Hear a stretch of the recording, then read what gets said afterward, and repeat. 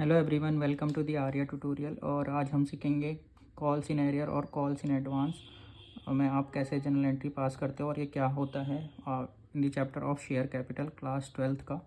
So starting with the calls in arrear. Calls in arrear मतलब क्या होता है? कॉल्स इन एरियर मतलब आपने कोई कॉल्स के पैसे ड्यू कर दिए हैं बट आपको वो रिसीव नहीं हुए, तो उसका मतलब होता है कॉल्स इन एरियर।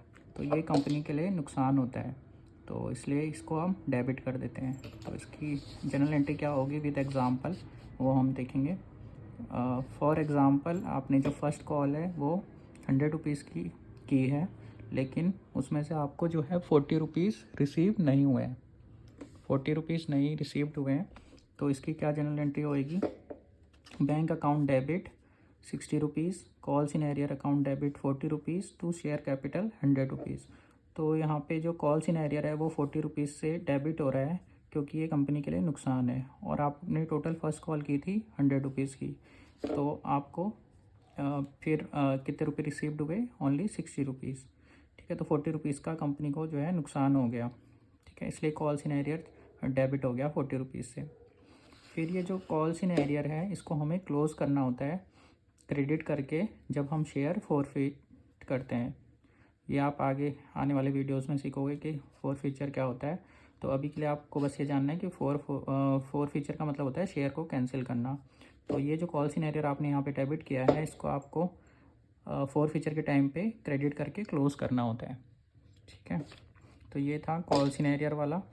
अब हम चेक करेंगे कि कॉल्स इन एडवांस क्या होता है और उसकी क्या जनरल एंट्री होती है।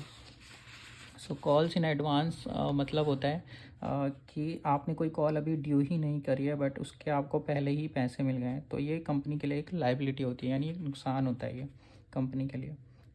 जो नेक्स्ट कॉल में आपको पैसे मिलने थे फिर वो आपको कम मिलेंगे। ठीक है, तो जैसे कि एग्जांपल में यहाँ पे बोला गया है कि आपको फर्स्ट और सेकंड कॉल आपने टोटल 1000 की है, लेकिन जो 400 रुपीज़ है आपको वो फर्स्ट कॉल में ही मिल गए सेकंड कॉल के।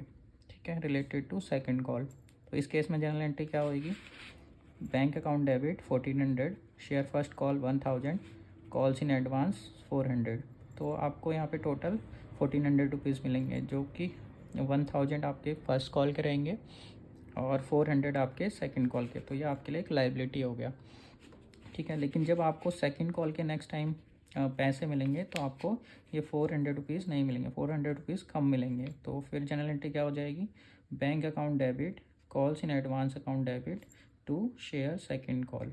ठीक है, सेकंड कॉल टोटल 1000 की थी, जिसमें से आपको 400 रुपीज़ पहले ही यहाँ पे मिल गए फर्स्ट कॉल में, तो इसलिए ये डेबिट हो गया यहाँ पे। और अब आपको 600 रुपीज़ ही मिलेंगे। तो ये था आपका कॉल्स इन एरियर और कॉल्स इन एडवांस क्या होता है with general example general entries. I hope आपको ये समझ में आया होगा कॉल्स इन एरियर और कॉल्स इन एडवांस का जो कॉन्सेप्ट है। सो अगर आपको वीडियो अच्छा लगा तो लाइक करें और सब्सक्राइब करें the Arya tutorial. Thank you so much for watching this video.